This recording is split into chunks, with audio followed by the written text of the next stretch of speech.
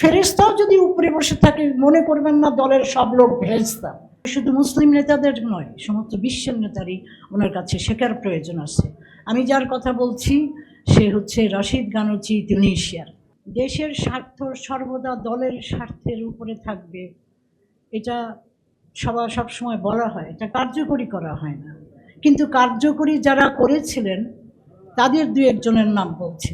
Nelson Mandela করেছিলেন এবং তিনি জগৎ বিখ্যাত হয়েছেন এবং দূরদৃষ্টিতা এবং তার সংযম এবং উদারতার জন্য এবং তার কম্প্রোমাইজ না করার জন্য নীতির সঙ্গে। তার সমসাময়িক একজন নেতার কথা আমরা বিশ্বে বলি না, কারণ মুসলিম বিশ্ব তাকে সেইভাবে মূল্যায়ন করেনি। কিন্তু আমি মনে করি যে তার স্থান নেলসন ম্যান্ডেলার নিচে নয়, তার সমানই হবে।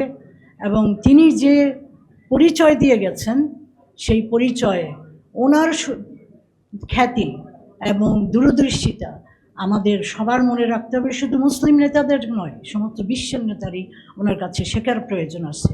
আমি যার কথা বলছি সে হচ্ছে রাশিদ গানুচি, তিউনিসিয়ার। এবং তিনি একটা দেশকে যেইখানে একটা জেসমিন রিভলিউশনের পরে উনি দেশটা যখন একটা সিভিল ওয়ারের কাছে চলে গেছিলেন, ওনার দূরদৃষ্টিতা এবং ওনার সমঝোতার জন্যে যে দেশটাকে উনি সম্পূর্ণভাবে একত্রিত করতে পেরেছিলেন এবং সেই দেশটাকে তিনি গণতন্ত্র প্রতিষ্ঠা করতে পেরেছিলেন। সেকুলার লিডারদেরও অবদান আছে, আমি অস্বীকার করব না, কিন্তু রাশিদ গানুচির অবদানের কোনো বিকল্প নেই।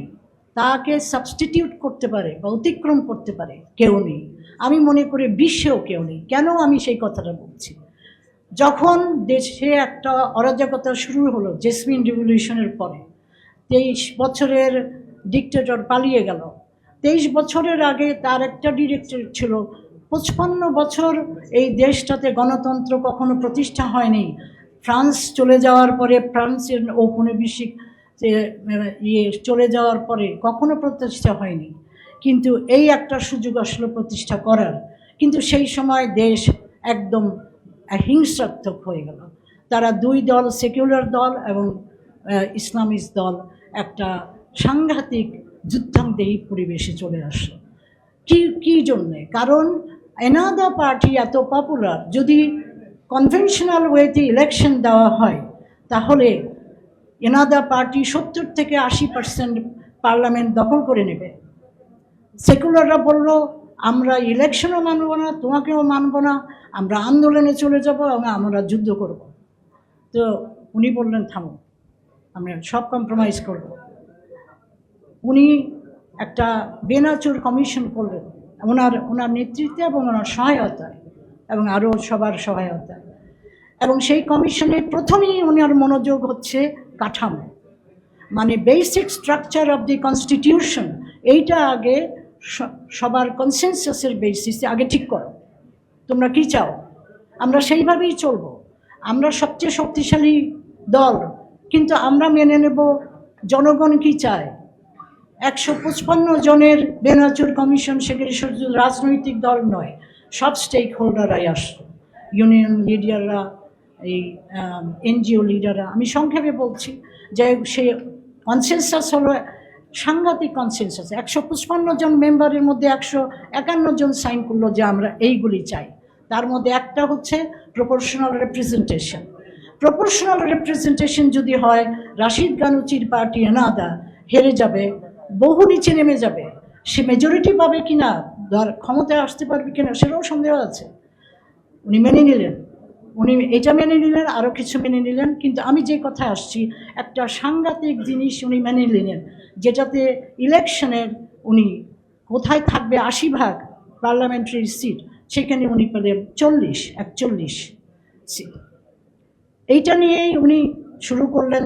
উনি কিন্তু নিজেই সরকার গঠন করতে পারতেন, এনাদা নিজেই সরকার গঠন করতে পারতেন। 41% পাওয়ার পরেও তার লার্জেস্ট পার্টি উনি করতে পারতেন, করেননি। উনি দুইটা সেকুলার পার্টিকে নিয়ে এসে কোয়ালিশন সরকার করলেন। এই কোয়ালিশন সরকার করার পরে সমস্ত দেশের যে আগুনটা জ্বলছিল, যে আগুনের মধ্যে ছিল যে ইসলামিস্টরা পাওয়ারে আসলে আমাদেরকে পদদলিত করবে, আমাদের স্বার্থ ক্ষয় হবে, আমাদের বিচার থাকবে না, সেই জিনিসটা সম্পূর্ণ নষ্ট হয়ে গেল। একটা দলের কয়েকটা ডিসিশনের মধ্যে 1 বছরের মধ্যে দেশের আগুন ধাপ করে নিভে গেল। আমি আজকে এই জন্য 11 দলের নেতা নেত্রীদের সামনে এই কথাটা বলতে চাই, এবং সব দলের জন্য প্রযোজ্য, যে দেশের স্বার্থ দলের স্বার্থের আগে কম্প্রোমাইজ আপনারা অবশ্যই করবেন। হুদাইবিয়ার চুক্তি একটা বিরাট কম্প্রোমাইজ ছিল, রাসূলুল্লাহ সাল্লাল্লাহু আলাইহি ওয়াসাল্লাম মেনে নিয়েছিলেন। সেই কি জন্যে? বৃহত্তর স্বার্থের জন্যে এবং নীতির জন্যে।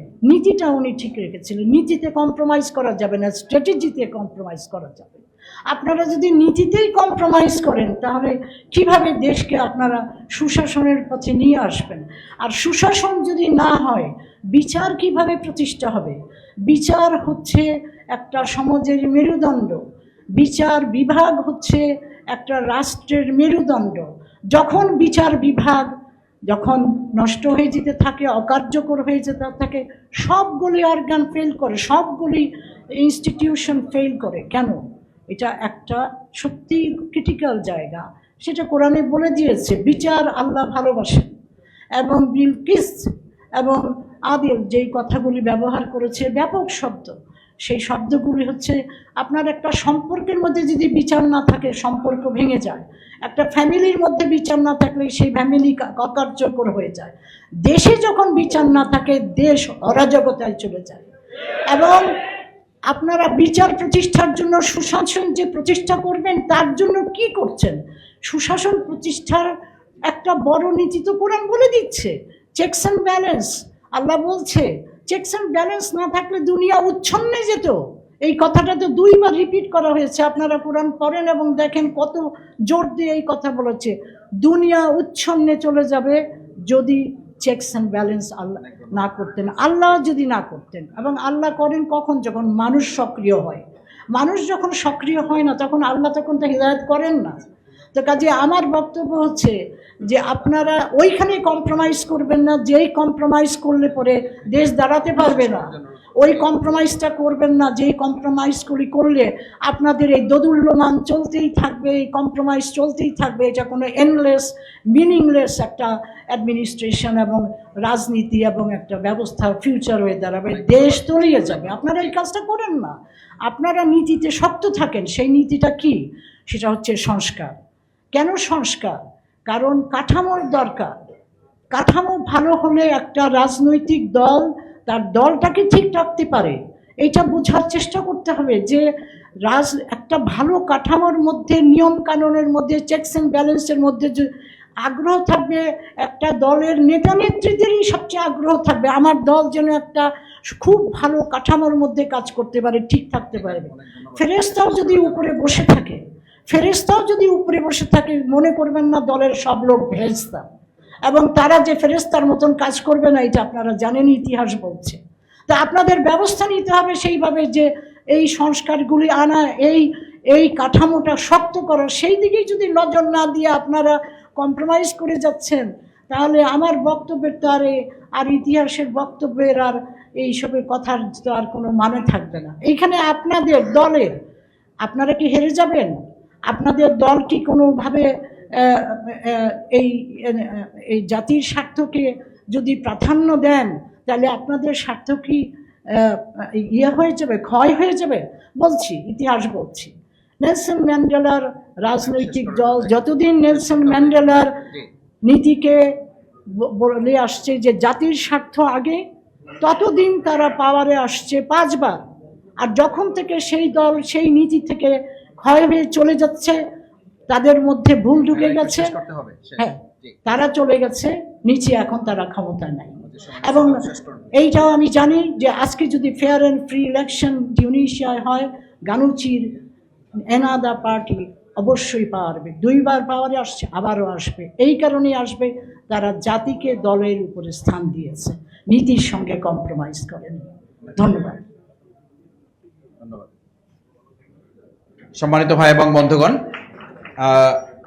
আপনারা লক্ষ্য করেছেন আমাদের মাঝে অনেক গুরুত্বপূর্ণ অতিথিবৃন্দ উপস্থিত আছেন লিবারেল ডেমোক্রেটিক পার্টির সম্মানিত ভারপ্রাপ্ত মহাসচিব জনাব বিল্লাল মিয়াজি। উপস্থিত আছেন জাতীয় গণতান্ত্রিক পার্টি জাকপার সাধারণ সম্পাদক জনাব অধ্যাপক ইকবাল হোসেন।